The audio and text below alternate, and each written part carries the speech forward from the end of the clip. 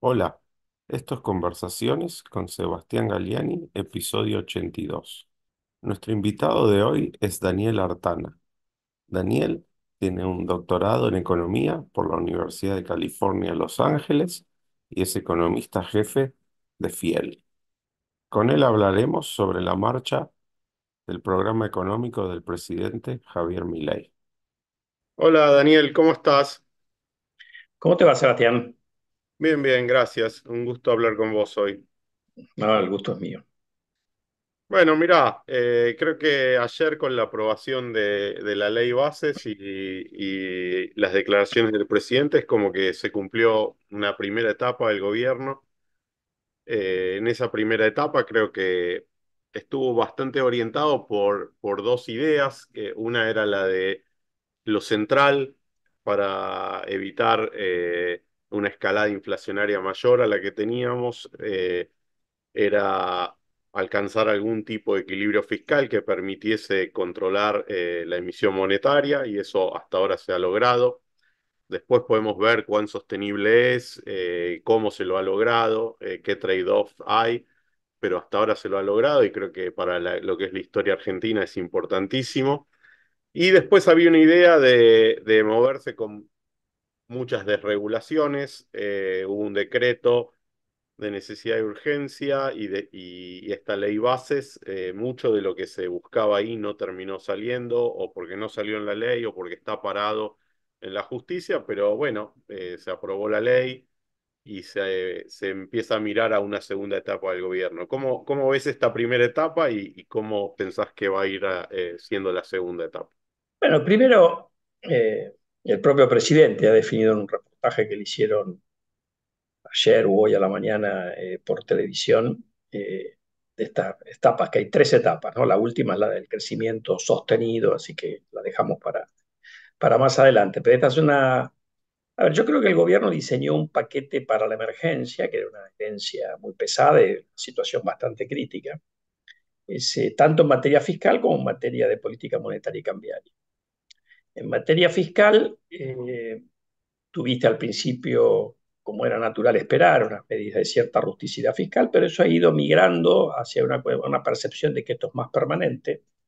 Y lo que se aprobó ayer, más allá de que la ley de bases se diluyó bastante respecto a la intención original del Ejecutivo, le ayuda al gobierno para continuar dándole un sustento mayor a la corrección fiscal, porque permite algunas cuestiones adicionales del Ejecutivo puede hacer por el lado del gasto, lo de los fondos fiduciarios, la estructuración de organismos, alguna privatización, más allá de que se redujo la cantidad de empresas que se pueden privatizar, una mezcla impositiva más sostenible, más allá de que no alcanza, pero lo de ganancias, bienes personales y el blanqueo son más permanentes que un impuesto como el impuesto país, que tiene fecha de terminación el 23 de diciembre. Así que me parece que eso es una ayuda importante y que además tiene el simbolismo político de tratar de mostrar eh, que esta idea de ir hacia una economía con equilibrio fiscal, baja inflación y una economía más orientada por el mercado no es la idea de un puñado de personas o si querés de una sola persona que es el presidente, sino que tiene un sustento político más amplio. Así que me parece que tiene un gran valor lo de ayer, más allá de que bueno, fue diluida en algunos aspectos. Y después tenías el paquete cambiario monetario para la emergencia, con postergaciones en los pagos de importaciones, con el dólar blend, con el impuesto país. Bueno, ahí no está claro todavía cómo el gobierno va a ir hacia un esquema más permanente. Y como el Banco Central dejó de acumular reservas, prácticamente no compró a lo largo de junio, lo que uno tiene es que empiezan a aparecer algunas dudas, ¿no? Porque si uno mira los indicadores financieros de abril para acá, en los últimos meses se han deteriorado un poco. Tuviste una suba del riesgo de alrededor de 250 puntos básicos, una ampliación de la brecha y tenés números fiscales que se han mantenido y que son más creíbles. Hoy el presidente dijo que estaban esperando que por ahí podían dar resultado equilibrado en junio a pesar del pago de aguinaldo. No lo aseguró, pero dijo que era posible. Aprobaste la ley de bases y sin embargo, los indicadores financieros se han deteriorado y eso tiene que ver, si querés, con la media sanción aumento adicional de jubilaciones que tuvo la Cámara Baja desde el punto de vista político, algunos líos dentro del gabinete, pero también tiene una razón económica, que es que no está muy claro cuál va a ser el tránsito de un paquete de emergencia, también en materia de cambiaria monetaria, hacia cuál es el régimen más permanente. Bien. Pero en esta primera etapa, ¿no? Déjame que te muestre un gráfico. Mira, Sí. acá esta línea azul es el plan austral Uh -huh. y la línea punteada es el momento cero en el que se anuncia. Sí, sí. Se fija el tipo de cambio, se anuncia que no va a haber emisión y hay un desplome muy fuerte de la inflación, ¿sí? Incluso, y este es el programa del presidente Milei, ¿sí? Y también, o sea que el tipo de cambio fijo yo creo que ayudó a este desplome. Seguro. Eh, pero está lo que planteás vos, ¿no? Una vez que pasan unos meses y la inflación, si bien baja mucho, ha estado siempre por arriba del crawling peg, empieza a aparecer la discusión de la sostenibilidad del régimen cambiario y cuál va a ser el régimen permanente, pero también qué va a pasar en la transición, ¿no? Exactamente. Porque Sí, obviamente ahora hay una brecha de 40% y si el tipo de cambio, digamos, una vez que flotes y que abandones el cepo, se acerca al tipo de cambio del contado con liquidez, bueno, eso va a tener, como hubo en el Austral, alguna suba de la inflación. Pero yo quiero ahí preguntarte si tenemos que estar preocupados o no, porque claro, en el Austral se perdió el equilibrio fiscal y una vez que pasó esto, después la inflación empezó a subir y ya se perdió la estabilización. Mientras que acá la gran diferencia es que hay un fuerte compromiso con ese equilibrio fiscal y que si esto ocurre cuando, por ejemplo, el gobierno manda un presupuesto equilibrado para el año que viene, eh, no tiene por qué ser igual, ¿no? Podría ser que simplemente sube la inflación un par de meses, pero después vuelve a la baja y se consolida un plan de estabilización. ¿Cómo lo ves? Yo creo que tenemos una diferencia desde el punto de vista político, político central. Tenemos un presidente que, a diferencia de lo que ha sido la norma en la Argentina, tiene como convicción de que tiene que tener equilibradas las cuentas públicas y que no tiene que emitir para financiar para el fisco. Y yo creo que ese compromiso es tan fuerte que si no cumplís con ese ancla fiscal, salvo quizás los meses que tenés que pagar aguinaldo y que lo tenés que compensar los otros meses, no solamente vas a tener una crisis de credibilidad económica, vas a tener una crisis política de magnitud. Entonces yo creo que eso va a estar, y coincido con vos que eso es una gran diferencia con el plan austral. El plan austral, tercer trimestre del año 86, se empieza a relajar esa disciplina que te había permitido reducir tan sustancialmente la inflación. Y por eso fue un plan que duró poco, digamos. ¿Mm? Ahora, la pregunta es si con lo fiscal te alcanza. Y ahí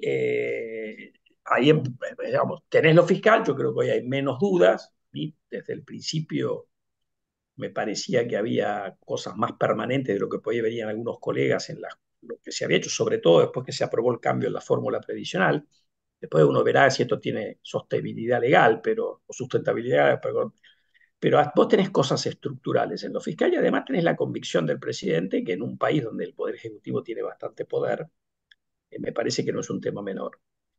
Pero del otro lado te hace falta algo también. Y ahí tenés el informe del fondo que te dice que tenés algo de atraso cambiario, en la forma en que lo dice el fondo, pero te dice que más o menos el equilibrio para ellos era el nivel de fin de marzo, y de ahí te apreciaste a fin de mayo 13% y en junio seguiste con un poquito más. Y tenés el problema que te plantea que el día que vos unifiques, que es el régimen que, sin cepo, que creo que sabemos al cual quiere converger el presidente, su equipo económico, y entiendo que la mayoría de los economistas de la Argentina, pero el día que unificás, que es una cosa que vos planteaste, tenés una nueva ronda de problemas. Porque, a ver, por ahí no tenés tanto pass-through porque obviamente los precios de la economía están calibrados al precio del oficial más el impuesto país o el blend. O sea, no es que vas a tener todo el recorrido de la devaluación del oficial poniéndote alguna presión, excepto en la energía. donde los precios y los costos, mejor dicho, están valuados al tipo de cambio oficial. Entonces ahí se te genera una nueva necesidad adicional de ajuste de tarifas, un nuevo tema de precios relativos, que eso hubiera sido ideal que lo resolvieran todo ahora. ¿Viste? O sea, no digo ahí en 6 meses, pero que lo resolvieran lo antes posible y no que tengas una nueva ronda. Yo, a mí, en general, lo que yo he criticado es que después que vos pagás el costo político enorme en la Argentina del overshooting cambiario, trata de que no se te aprecie tan rápido. Ese sería un poco mi mensaje. Pero bueno, lo que está hecho ya está. Hoy me parece que la opción de haber acelerado el crawling ya no es más, está más disponible, me parece que eso mete más ruido de lo que resuelve, y por lo tanto la fuga hacia adelante es ir más rápido hacia lo que tenés que hacer, que es levantar el cepo. Lo que pasa es que en un contexto de no tener reserva en el Banco Central, te genera un poco de anísines, ¿no? O sea, hay gente que confía más en los mecanismos de mercado y dice, bueno, esto no va a ser tan traumático. Parecería que el equipo económico tiene alguna duda respecto de eso. Y por lo tanto, me parece que quieren dar ese paso, porque el presidente enfatiza mucho lo de los puts, que está bien, no digo que esté mal el punto, pero me parece que desde el equipo económico están enfatizando también que no tienen reservas en el Banco Central, porque las reservas bien medidas siguen siendo negativas, ¿no? Poquito, pero negativas, por los pagos de Bopreal que tenés a corto plazo, que entiendo yo que hay que descontarlo.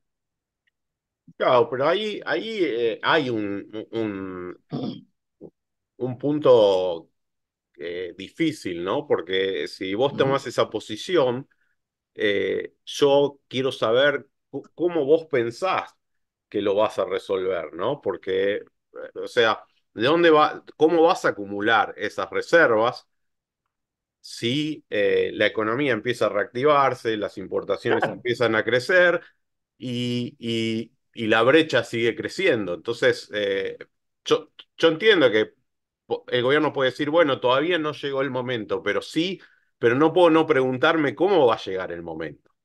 Bueno, es que yo creo que ahí, a ver, con el diario del lunes pues, es más fácil, ¿no? Todos ganan Volprode, pero yo lo que te quiero marcar es que si hubieran tratado de no dejarlo apreciar tanto, aún sacrificando un poco la baja de la tasa de inflación, si en vez de bajar a, qué sé yo, 4 o 5, hubiera bajado a 5 o 6, para ahí no te cambiaba tanta la historia, y no hubieran bajado tan agresivamente en la última baja la tasa de interés, bueno, capaz que hubieras tenido la situación un poquito más contenida. Para eso ya está. Entonces la pregunta es que yo creo que para no generarte un problema de expectativas en el camino hacia el régimen más permanente, eh, vos vas a tener que, el gobierno va a tener que liberar por ahí antes de lo que esperaba, por ahí otra tasa de interés y corriendo algún riesgo que por ahí no hubiera querido correr, porque, a ver, el presidente ha enfatizado varias veces que este es el trimestre donde se van a perder reservas. Está bien, junio es el segundo trimestre, no el tercero. Es cierto que sobrecumplieron la meta de reservas, pero esto viste cómo funciona, ¿no? Sobrecumpliste, plincaja. Ahora, mostrame en el margen cómo sigue la dinámica, y la dinámica a la gente, mucho, me parece que al mercado mucho no le está gustando. En parte porque yo creo que a ver, porque si esto fuera que los productores agropecuarios están reteniendo granos, te diría, eso lo podés resolver. Vos podés armar un esquema que incentive, encarecer la tasa de interés, subir la tasa de interés, qué sé yo, podés pensar, medidas más ortodoxas o más heterodoxas. Pero parte de lo que te está pasando no es que estás reteniendo tanto grano, es que los precios están mucho más bajos. O sea, hay algo menos de volumen del que por ahí uno podría esperar, pero hay un efecto precio. Sumale a la devaluación de Brasil por los líos que tiene Brasil, te ha generado un mini shock externo negativo, si vos querés.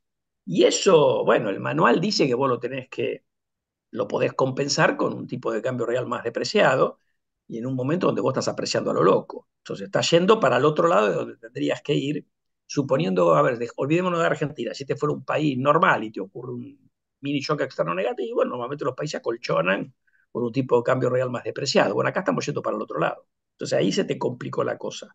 Yo creo que ahí la gente no le está por ahí dando demasiada atención de que estamos viviendo una situación que no es tan favorable como por ahí uno hubiera imaginado a partir de la gran recuperación de la cosecha que afortunadamente se dio después de un año de sequía tan fuerte, ¿no? Sí, también un fuerte crecimiento de la producción energética y de las exportaciones de Sí, energía. sí, eso está ayudando un montón. Pero ahí está bien, o sea, vos lo que estás planteando es, mira, el tipo de cambio real, ¿sí? Estamos ahora hablando del tipo de cambio real, está yendo en la dirección contraria a los shocks externos que estamos recibiendo, y además por ahí se apreció más de lo que es sostenible, ¿sí? Por la Ah, dinámica. bueno, no lo digo yo, lo dice el fondo. Sí. Ahora, en ese reportaje, ¿no? Porque ahí el presidente dice, bueno, empezamos la etapa 2. La etapa uno tiene, como dijimos, un éxito muy importante, que es el equilibrio financiero y la baja de la inflación y también haber aprobado esta ley de bases, ¿sí? En esta etapa 2 él dice, bueno, vamos a ir al nuevo régimen monetario, pero no es la flotación y la salida del cepo inmediatamente. Ese nuevo régimen Mm, monetario que él imagina es uno donde él termina con el déficit cuasi fiscal y ahí aprueba una ley en la que no se puede emitir más moneda, ¿sí? En Argentina. ujú, ujú. Ahí yo te quería preguntar, digo, más allá de si, más allá de cuán importante sea terminar totalmente con el cuasi fiscal o no, es cómo lo va a hacer si ya la tasa de interés no puede ser negativa, ¿sí? Y la segunda parte de la pregunta que te quiero hacer es si está bien esa ley, porque uno puede pensar, bien, perfecto, que el Banco Central no tenga deuda remunerada, que el Banco Central no emita para financiar al Tesoro, perfecto, pero no debilita mucho al peso que no emita para, si quiere aumentar la demanda de dinero. O Bueno, sea, hoy para hizo una comprar aclaración. reservas, ¿no debería permitírsele al Banco Central Ah, emitir para comprar reservas? bueno, a mí la versión por ahí no explicada de congelar la base en términos nominales me parecía una cosa temeraria. Porque si vos congelás la base y uno debería esperar que más allá del overhang, la demanda de dinero, como la inflación ha bajado mucho, crezca, y además cuando la economía crezca, algo va a crecer, la demanda real de dinero, Mm. normalmente esa elasticidad es uno, digamos, y uno debería esperar algún crecimiento, vos le metés una presión deflacionaria a la economía y como todos sabemos bien, esto no es un mundo donde todos los precios van para arriba 5%, van para abajo 5%. Cuando vos tenés stickiness se te genera un receso fenomenal. Ahora hoy el presidente me parece que le encontraron una vuelta por ahí a esa declaración, o siempre lo pensaron así, porque habló de que lo que van a congelar es la base monetaria amplia. Entonces, ¿qué pasa? Vos la base monetaria amplia hoy es el doble de la base monetaria tradicional. Entonces, si a vos te aumenta la demanda de dinero transaccional, tenés un espacio para emitir. Y él dijo además que esto iba a ocurrir, o sea, él habló de una baja del Kroll-Peg a medida que la inflación va convergiendo, pero habló de no ahogar monetariamente a la economía si es que viene la recuperación y uno tiene una mayor demanda de pesos en términos reales. Entonces, como que creo que la competencia del peso con otras monedas, con ese riesgo de que en el medio viene una deflación desordenada o algún otro problema, digamos, lo corrió, porque el 100% era un margen enorme.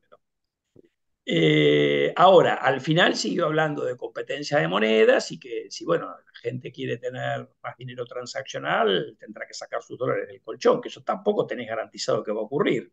Por eso podés tener la presión deflacionaria del lado de los pesos, ¿no?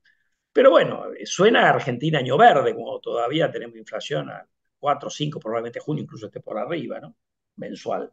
Pero esa discusión hay que verla, porque yo creo, a ver, a mí me ha preguntado gente de fondos de inversión del exterior esta idea de congelar la base nominal, porque la gente quiere entender hacia dónde va.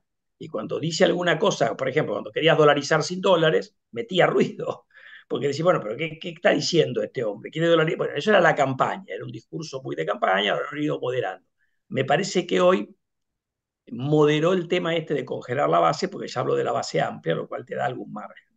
Pero bueno, hay en temas, yo cuando digo tenemos que, yo fíjate que dije régimen monetario y cambiario de largo plazo. En fiscal lo tenemos por ahí un poco más claro, en esta parte no. No tenemos claro por ahí ni a dónde quieren ir, más allá que sabemos que no quieren tener cepo, ni tenemos claro cómo van a ir. Y eso te mete ruido, porque obviamente el tema cambiario monetario es central en una economía, tanto como el tema fiscal, ¿no? Ahora, no, está perfecto. El gobierno no lo tiene claro y creo que va a tener que tenerlo claro rápidamente, porque el mercado ya está en una dinámica en que se está preguntando esto y no sé si se van a dar vuelta las expectativas hasta que no haya claridad. Y por otra parte, como vos señalaste, el fondo sí tiene muy claro lo que quiere y es consistente con lo que quiere la mayoría de los economistas, digamos, que, que- que quieren básicamente lo óptimo, ¿no? Una política fiscal contracíclica, con equilibrio fiscal intertemporal y un tipo de cambio flotante. Al final, ir a eso, creo que no hay mucha duda. Eh, pero el fondo quiere ir rápido a eso, el gobierno parecería que no, y el gobierno necesita un acuerdo con el fondo, en parte porque tiene que volver a los mercados de capitales, y para volver a los mercados de capitales es importante tener un acuerdo con el fondo, ¿sí? Quizás los vencimientos propios con el fondo de capital no son importantes el año que viene, pero igual necesita que se desplome el riesgo país. Entonces, ¿cómo ves ahí esa tensión? Porque esa tensión ya escaló, ¿no? El presidente Milei se quejó de Rodrigo Valdés, no parecería que ese sea el camino para la No. negociación. A ver, vamos a poner números. Vos tenés vencimientos el año que viene en dólares de deuda del Tesoro de unos 15.000 millones. Eso incluye multilaterales. Eso probablemente BID, Banco Mundial, te puedan poner 5 o 6. Te faltan, digamos, 9 o 10. Después tenés 2 de Bopreal y después tenés creo que 3 del swap con China, que suponete que lo puedas renovar. Te está faltando una cifra significativa, que el fondo además si te hace un desembolso no va a ser para pagar deuda. Ya sabemos que esos son, ni tampoco para intervenir en el mercado cambiario, si es que el nuevo programa viene con divisas, pero te daría liquidez, porque tenés otros resortes eventualmente para intervenir por volatilidad cambiaria, si eso es lo que finalmente quieren hacer. Entonces está claro que tienen que acceder al mercado, aunque sea por un poco. Y lo pueden hacer con un canje amistoso, no es tampoco tan difícil diseñar el esquema financiero porque vos tendrías que cambiar bonos 30 por bonos un poco mejor de cupón, corrigiendo el error, uno de los errores grotescos de la reestructuración del 2020. Así que yo creo que podría volar. Ahora, ¿cuándo tiene que ocurrir? Y ese acuerdo con el fondo ayudaría en términos de expectativas, ¿no? Como vos marcas. ¿Cuándo tiene que ocurrir eso? Bueno, pues si vos en el acuerdo con el fondo ya te ha adelantado lo que te va a pedir.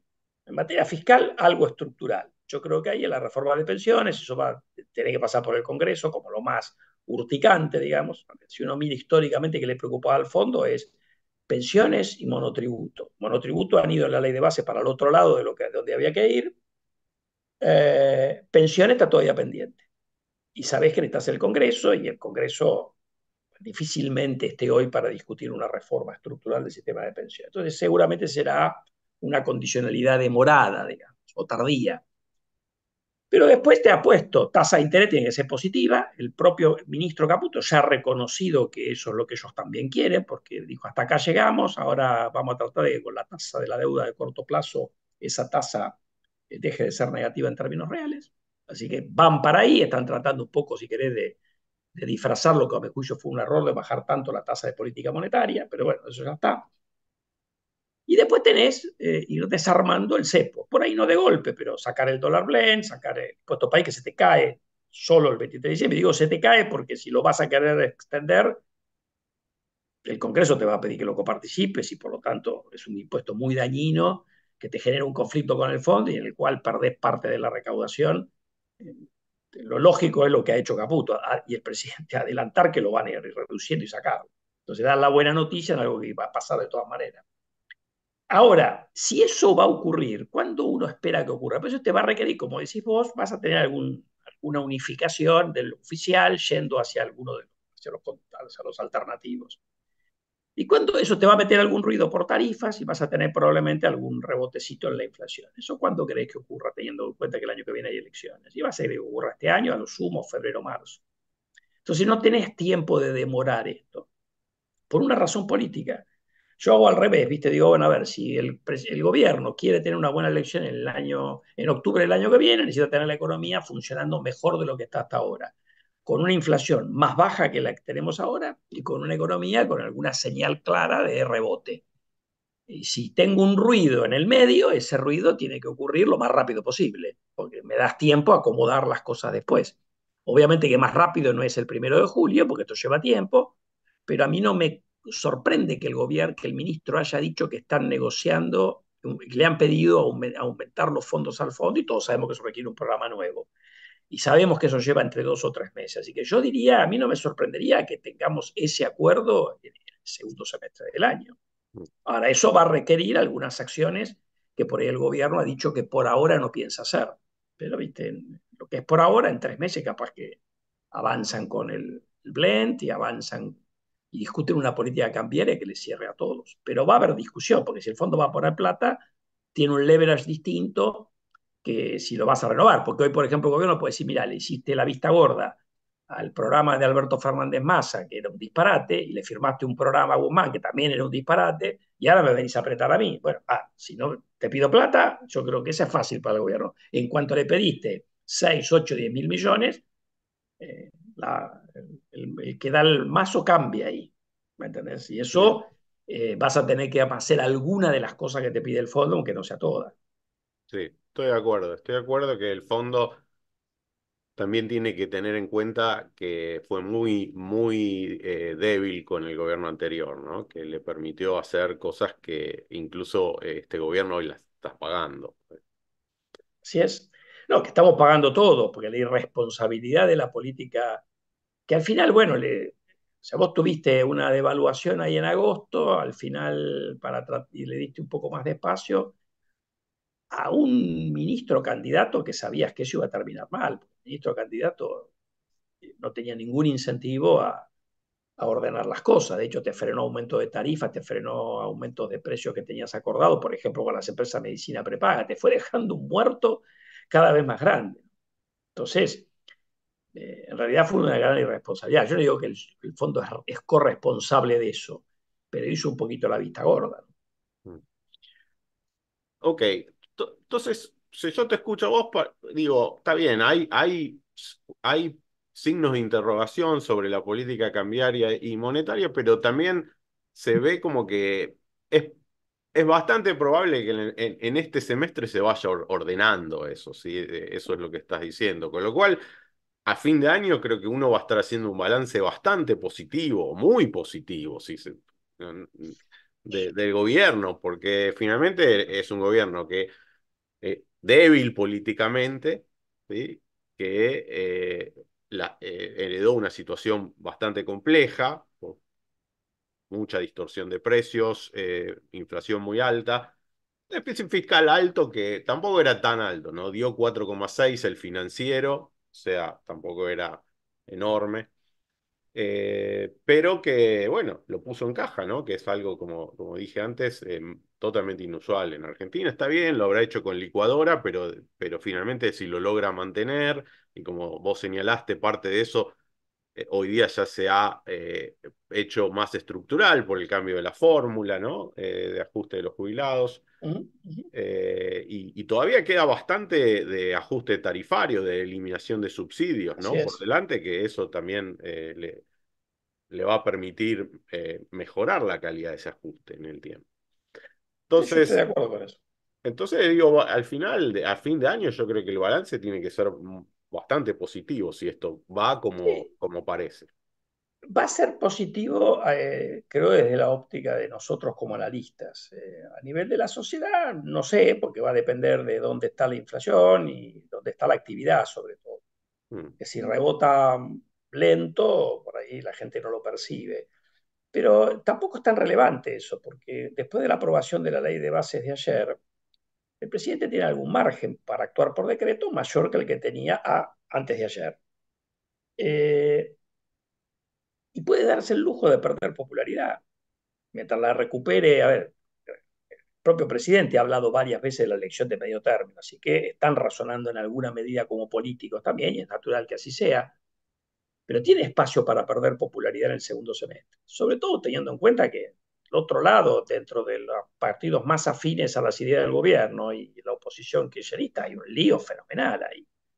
Entonces, me parece que el timing da, porque digo, uno cuando ve, a ver, alguna postergación en aumentos tarifarios, porque tenés una obsesión de corto plazo en que la inflación te dé un puntito menos por ahí, decís, bueno, acá empieza a aparecer alguna señal de populismo. Recordemos que ahora han vuelto a patear una parte del aumento de tarifa que estaba previsto para julio, porque están metiendo un aumento en combustible, que eso les permite también generar más recursos, porque esta vez lo que sube es el impuesto. Entonces, y bueno, acá están mirando demasiado la política, después van corrigiendo, pero ahora tienen capital para perder, me parece. Si el presidente le baja la popularidad, mientras llegue bien a la elección de medio término y haga una elección decorosa, la cosa la va blindando. Así que yo coincido con vos en que lo importante es que nosotros como analistas, y sobre todo los que ponen la plata, los fondos de inversión o las empresas, lleguen a la conclusión de que, bueno, esto es más sostenible de lo que por ahí se veía el 10 de diciembre a la noche, donde mirabas la herencia, mirabas la cantidad de votos que podía tener el presidente en el Congreso y decías, esto termina mal. Decían algunos, no digo que yo o vos lo dijéramos, ¿no? Pero esto termina mal. Y bueno, eso es un gran logro en un país donde la inestabilidad es la norma y hemos tenido hasta presidentes que se han ido antes, ¿no? Más de una vez. Entonces, el hecho de que uno vaya consolidando la cosa ayuda. En definitiva, Ahora, en algún momento tenés que pagar costos de corto para blindar el largo. y sí, sí, sí, sí. Y ahí yo creo que el presidente Milei primero empezó con una visión de no me importa la política, yo voy a pagar cualquier costo. Y por ahí eso era óptimo en los primeros meses, dada la situación. Después, como está señalando, empezó a decir, no, me importa la popularidad, quiero que la inflación siga bajando, no quiero tener un rebote, ahí tengo un capital político que no quiero arriesgar. Y además se dio cuenta que tenía que dar señales de gobernabilidad y empezó a negociar, ¿no? Hoy día tenemos, Claro, digo, y esto no lo digo críticamente, lo digo como un elogio, ¿eh? Como un elogio. Un gobierno que sacó, no, sacó una ley y negoció un voto por una embajada, ¿sí? O sea, digo, no es que me encante que eso pase, pero digo, bueno, es parte de la política y alguien que así tenía un es. discurso tan antipolítica que se haya movido en esa dirección, creo que es una buena señal también para hacia el futuro, siempre teniendo en cuenta que es un presidente que no va a sacrificar el equilibrio fiscal, ¿no? Porque cuando te pones a hacer política abrís la billetera y ahí empieza el riesgo. Entonces, yo creo que ahí, creo que, y digo, no quiero sobreexagerar la virtud del Milei político, porque todavía, digo, la moneda está en el aire, pero he visto en los últimos 2 meses como, a pesar de los ruidos que siempre aparecen por declaraciones y qué sé yo, como algo que está más balanceado, ¿no? Que está totalmente comprometido al equilibrio fiscal, pero que es capaz de negociar y empezar a pensar cómo va a ganar las elecciones de medio término para hacer mayores reformas, ¿sí? Tenés pragmatismo del hecho de que lo que hay en el mercado cambiario está claro que el presidente y a su equipo económico le gusta. Y sin embargo, han sido pragmáticos de no sacarlo. Después uno puede discutir, está bien, lo podían haber sacado antes, pero digo, se han tragado algunos sapos respecto de lo que pensaban y han venido moderando el discurso respecto de algunas ideas de la campaña. Eso también habla de pragmatismo. Pero bueno, eso es ser realista. Yo coincido con vos, porque si no, pretender de que todo el mundo se adhiera a las ideas de la libertad avanza, bueno, por ahí es demasiado exagerado, ¿no? Eso no pasa, diría, casi en ningún país democrático. Debe tener unas mayorías que normalmente nunca se dan, así que Ujú, ujú, era inevitable que eso pasara y está bueno que haya pasado. ujú. Ahora bien, supongamos que las cosas marchan bien y hace una buena elección de medio término y se plantea nuevas reformas estructurales. ¿Cuáles te parece que serían las prioritarias? Bueno, yo creo que la Argentina tiene algunas cosas que por ahí se pueden hacer antes de la elección de medio término, pero que van en... Una es ir hacia una economía más abierta, que hoy parece que el mundo te dice que lo tenés que hacer a través de acuerdos comerciales. Ahí está la idea de que el gobierno ahora en la reunión de Mercosur va a tratar de empujar esa idea, tratando de recuperar la oportunidad que perdió el gobierno anterior, que estaba maduro para caer, por ejemplo, el acuerdo en Mercosur-Unión Europea, fue Argentina la que lo bloqueó. Ahora tenés un problema por ahí de Brasil, habrá que ver, pero tenés a Paraguay y Uruguay, ahora con Argentina, que podrían empujar para eso, y Francia un poco más debilitado, si vos querés. Pero por ahí va el camino, ese es uno de los caminos, una de las grandes asignaturas pendientes de Argentina, de tener una economía ultra cerrada al comercio, con aranceles muy por arriba de lo que es normal en el resto del mundo y además otro tipo de restricciones, ¿no? Generando un sesgo antiexportador importante. Después, en materia fiscal, está el tema previsional. O sea, Argentina tiene un sistema previsional que está lleno de regímenes de privilegio, que no es los 6 o 7 que se habla habitualmente. Yo defino como régimen de privilegio cualquier cosa que signifique una tasa de reemplazo más alta que el régimen normal, una edad de retiro menor que el régimen normal o menores años de contribución que el régimen normal. Y ahí tenés como 200 regímenes de privilegio. Cuenta que hace la gente nuestra previsional y también Rafael Rothman, ¿no? Es que hay bastante. Y eso es un colador, y bueno, podés sostener eso en el tiempo. Después tenés la discusión de la menor edad de retiro de las mujeres, que eso está en el régimen general y que no es común en otros países, y otras cuestiones más, pero tenés una situación previsional que no es sostenible, que aun cuando la economía se formalice, tampoco va a ser sostenible. Entonces tenés que hacer una reforma ayornando eh, esto hacia un régimen único bueno, que sea parejo para todos y no esta cantidad de excepciones que tenemos, ¿no?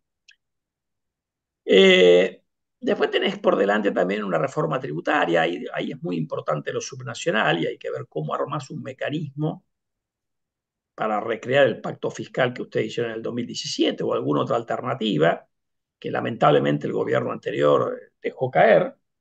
Volvés por ese camino, cómo lo haces con un gobierno nacional que por ahí no tiene fondos, que quizás el año que viene tenga un poco más de margen, porque esto, el pragmatismo lleva a que es fácil hacerlo si la nación tiene plata, que es un poco lo que ha hecho Brasil.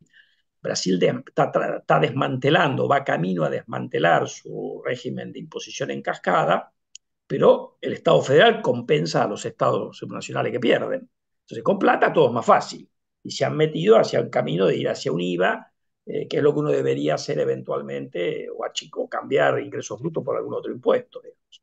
Entonces ahí tenés algo, pero bueno, ahí el tema es que es más complejo incluso de lo que es normalmente una reforma tributaria por los temas de que en general los subnacionales son impuestos malos, además del impuesto al cheque nacional, la retención, las cargas previsionales excesivas. Bueno, tenés mucho para entrar, pero los subnacionales es un tema.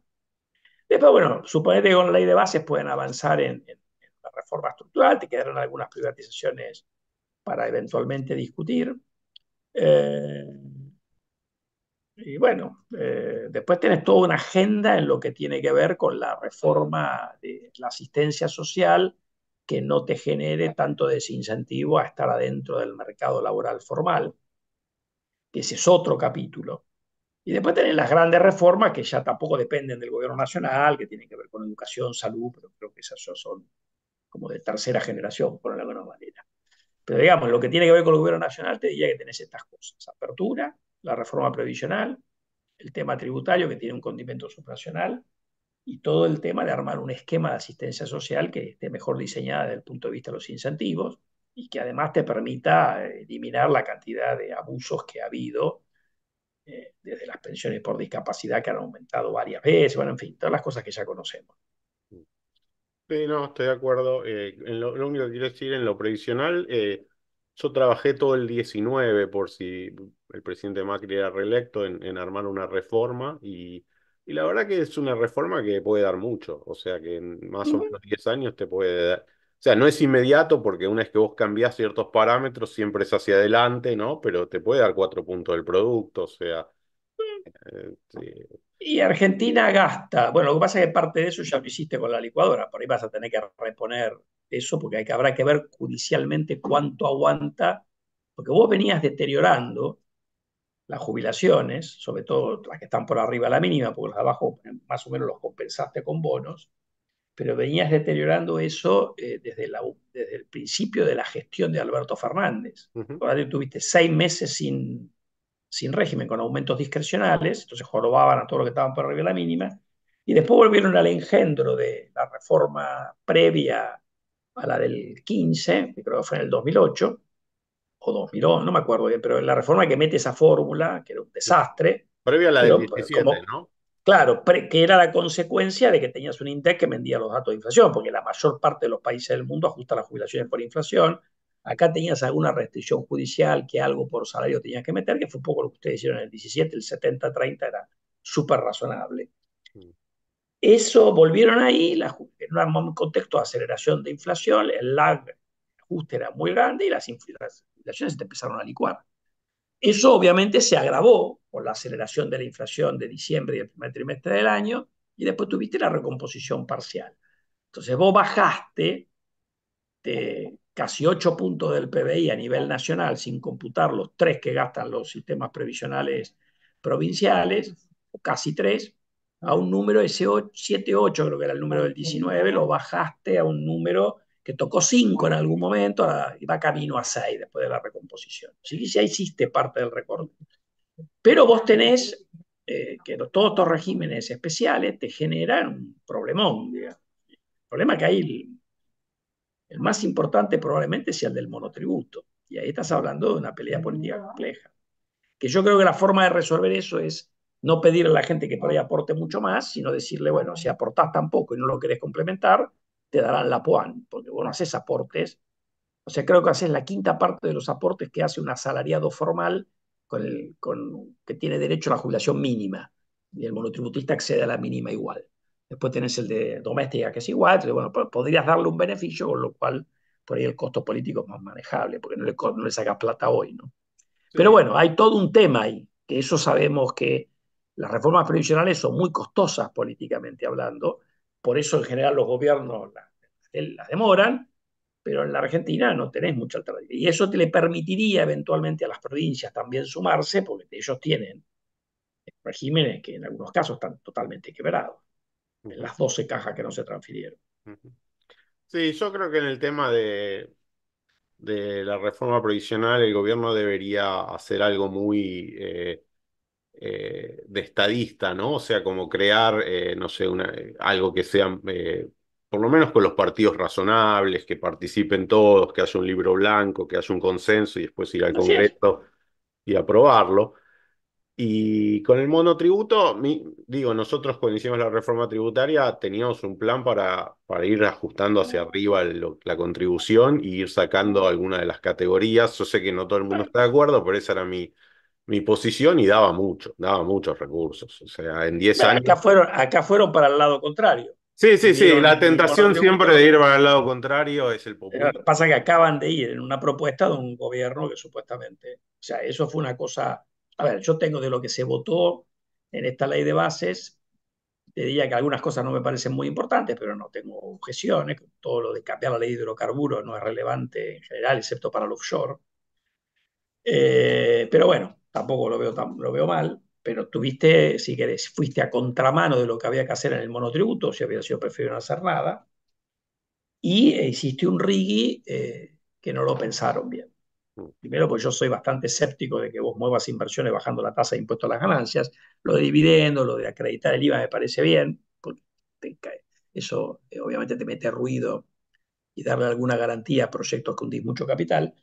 Pero si ibas a bajar la tasa de ganancias, como estos en general son industrias de recursos digamos, extractivo, para ponerlo de alguna manera, pues podías haber puesto algún esquema de sliding income tax como tienen los noruegos, el Mar del Norte o las regalías móviles que tiene Alberta, porque eso no castiga los proyectos. Yo te digo, a ver, si el precio del cobre se duplica, tu impuesto a las ganancias se va para arriba. Obviamente que hay que refinarlo eso. Eso no castiga ningún proyecto de inversión porque nadie seriamente evalúa un proyecto suponiendo que el precio se va a duplicar, pero a veces se duplica el precio. Entonces, el día que se duplica, la horda expropiadora viene y te dice, mira cómo se están llenando de plata estas compañías. Esto es una variante de lo que proponen Engel y Fischer o de lo que en algún momento que hay un libro ahí de Federico Sturzenegger y Hogan, donde hay un capítulo sobre el tema contractual. Está la propuesta de Engel y Fischer, hay un paper de Philippe Aguillon, un comentario de Larry Summers. O sea, algo tenés que hacer, porque la tentación a expropiar cuando ganan mucha plata está. Y había empresas del sector que tenían esta idea, así que yo no sé por qué el gobierno lo diseñó. De hecho, el RIGI venía ya de antes, ¿no? ¿Por qué se compraron esto con un diseño, si querés, poco refinado para ponerlo de otra manera? Pero bueno, es lo que hay. Ahora, última pregunta, Daniel. Vos so- seguís la economía, la macro, la micro, pero tu especialidad es las finanzas públicas, ¿sí? Eh, y, y me parece que si bien el presidente Milei muchas virtudes que señalamos sobre su compromiso con el equilibrio fiscal, tiene un poco un desprecio sobre estas cosas que por ahí nosotros nos interesa, como que hay impuestos más distorsivos, menos, ¿no? Es como que tiende a verlo desde un punto de vista ético, moral, ¿no? Como, bueno, todos los impuestos son malos y no parece muchas veces preocuparse por si hay un impuesto mejor que otro, o por lo menos eso es lo que deja traslucir. ¿Vos cómo ves esto? La verdad que no sé si él tiene esa visión, pero está claro que hay impuestos que son peores que otros Mm, y hay regulaciones que son peores que otras y algunas regulaciones son necesarias. Yo no creo que el Estado no tenga que hacer nada en la economía. Tampoco digo que el presidente tenga esa idea, ¿no? Pero claramente hay impuestos que son peores que otros. Por eso cuando ellos suben el impuesto país, la única explicación, pero en realidad fue una explicación que dio incluso el equipo económico, es que el impuesto país le gusta, de hecho van a tratar de bajarlo ahora. En realidad era un impuesto que lo podías poner por decreto, entonces vos no requerías ir a discutir al Congreso y te permitía cerrar las cuentas rápidamente. ujú, Así que me parece que ellos tienen alguna conciencia o alguna percepción de que hay algunos impuestos que son peores que otros. De hecho, el ministro ha dicho lo del impuesto país, ha dicho lo del impuesto al cheque, que es otro impuesto muy distorsivo, porque en realidad, como el grueso de la recaudación viene de empresas, es como ingresos brutos, pero a nivel federal, así que es un impuesto en cascada y una máquina de recaudar. Es como 40% de ingresos brutos. Si ingresos brutos es un problema, el otro es un problemita, pero es un problema también. Entonces ha puesto un poco el foco en impuestos que son muy malos. Así que no sé si tienen esa visión de que es todo igual. Por ahí la tienen, la verdad que no me consta a no, mí. era una pregunta, digo, en el discurso sí, pero muchas veces vimos que son muchísimo más pragmáticos, ¿sí? Así que a eso apuntaba la pregunta. Bueno, ahí la micro es importante. Yo digo, en la Argentina tiene un sesgo a mirar la macro, porque obviamente como nos pegamos una piña cada tanto, ¿viste? Los errores macro son tremendos, ¿no? Ujú, Yo, a ver, siempre me decía Lito Harberger que uno le preguntaba para la pobreza, para cualquier cosa, me dice, mira, él lo tiene escrito en un paper que según Larry Summers es un must para todo policymaker, que es one macro mistake es un problemón. En la micro es good batting average, porque en la micro sabes que vas a perder, bueno, para los que saben de béisbol, un buen porcentaje de bateo es 30%. mm, Así que sabes que en la micro vas a perder la mayoría de las batallas. Pero la micro importa un montón. ujú, Porque si tenés la micro bien diseñada, bueno, vas a tener más productividad, vas a crecer más o vas a resolver más eficientemente los problemas distributivos. La micro es súper importante, pero en la micro se te cuelan los sectores, que en la macro, viste, el gran error macro le cuesta un montón al gobierno. Un error micro, por definición, te cuesta menos, más allá de que por ahí eh, porque vos fíjate, por ejemplo, y yendo en la línea de lo que vos decís, es inentendible la defensa que ha hecho el gobierno del régimen de Tierra del Fuego. ujú. Inentendible. Si alguien le explicó al presidente cómo funciona el régimen de Tierra del Fuego, se da cuenta que no lo podés replicar, porque no es que la gente no paga los impuestos, la gente paga los impuestos, el consumidor paga el impuesto, lo que pasa es que se lo queda, en el caso del IVA, las empresas que producen en la isla. Si hiciéramos, generalizaríamos todo eso, no habría recaudación impositiva, ¿eh? Y tendríamos un montón de empresas llenas de plata a partir de un régimen que es insostenible desde el punto de vista de que cuando lo mirás, como era. Pero bueno, es una de las cuestiones donde va en línea un poco con lo que vos decís, no tanto por los impuestos, sino por este caso por el gasto tributario, que es uno de los más distorsivos que tiene la economía argentina. Sí, sí, pero además es un régimen que distorsiona la eficiencia de toda la economía, ¿no? Y la inversión, el Bueno, tiene crecimiento. un costo fiscal muy importante, porque 0,3, 0,4 del PBI es un número enorme. Pensá que ahí hay 10, 12 mil puestos de trabajo. O sea, cuando vos haces la cuenta del subsidio por puesto de trabajo es inentendible. Un Pero, régimen que te incentiva a poner armaduría, por lo tanto lo que pusieron, a que minimice. El valor agregado en Tierra del Fuego es menos de la mitad del valor agregado promedio de la industria, que tampoco es muy alto en la Argentina. Menos de la mitad. O sea, han subsidiado armaduría y te pusieron armaduría. mm, Es un régimen disparatado. Siempre lo fue. Y que vos defiendas eso o que no estés dispuesto a avanzar en racionalizar eso, aunque vos mantengas un beneficio en Tierra del Fuego por razones políticas, pero una cosa mejor diseñada desde el punto de vista de los incentivos, es una señal, a mí me pareció Bueno, en la preocupante. reforma del 17 nosotros lo quisimos resolver rápido y finalmente salió algo que era gradual, pero que tenía un principio de solución. Bueno, Eh, sí. Bueno, lo que pasa es que ahora algunos dicen que lo han blindado a país de la extensión que hicieron Alberto Fernández con Culfas y Guzmán. Creo que fue Guzmán, ya todavía no estaba sí, más. eso fue un... Que le dieron alguna garantía. Las empresas ceden una parte de la liberación del IVA, del beneficio de la liberación del IVA para un fondo de reconstrucción o de diversificación de la matriz productiva, se llama, y tuvieron que presentar proyectos. Hay algunos que interpretan de que no se puede hacer la suba de impuesto interno, la equiparación del impuesto interno como hicieron ustedes o intentaron hacer ustedes en aquel momento, porque los tenés que compensar. Yo creo que esa es una visión demasiado exagerada, que eso no es así, porque si no, no tendrías derecho a modificar el sistema tributario, pero hay gente que entretiene esa idea. Entonces se ha No, complicado la cosa. pero exacto, eso era a lo que quería ir, digo. Yo creo que lo que hicieron Guzmán y compañía fue un desastre, pero, pero igual, digo, Argentina es un país donde todo el tiempo se han cambiado las leyes. Y si uno empieza a decir es un derecho adquirido, uno puede también los jubilados podrían decir yo tengo por me Bueno, cambiar. lo han dicho, ¿no? Igual yo creo que en esto vos tenés derecho adquirido. Mira, yo me tocó trabajar en el desarme de la promoción industrial en la Argentina para el Banco Mundial a principios de los 90. Y lo que se armó en aquel momento con la discusión de derecho adquirido fue decir, bueno, vamos a mirar qué dijiste que ibas a hacer en los proyectos. Y se armó una escala de demérito. O sea, a ver, yo me trago el sapo de la liberación del IVA, de las exenciones que vos tenés, si cumpliste con el proyecto. Y, oh, sorpresa, el cumplimiento era bajo. Entonces, en realidad, con eso le pudiste recortar, no eliminar, salvo en casos extremos, los beneficios. Y eso no hay juez que te pueda decir que está mal, porque, a ver, vos le diste un beneficio y el tipo se había comprometido a hacer determinadas inversiones y a emplear determinada cantidad de gente. No lo cumpliste. Bueno, acá supuestamente tuvieron que presentar planes de inversión, qué sé yo, si los habrán cumplido. Es una de las cosas que el gobierno debería chequear, porque además, por ahí no es el caso de Tierra del Fuego, pero ha sido bastante recurrente de que te regalan la guita a cambio de nada. Ujú, Entonces, hace muy poquito, te conseguiste un currito fiscal y ni siquiera cumpliste con lo que supuestamente vendiste que ibas a hacer para que te dieran ese currito. claro. Bueno, Daniel, te agradezco muchísimo la charla, fue un No, placer. gracias a vos. Para mí fue un placer también. Quedamos en contacto como siempre. Como siempre, un abrazo grande. Chao. Chao.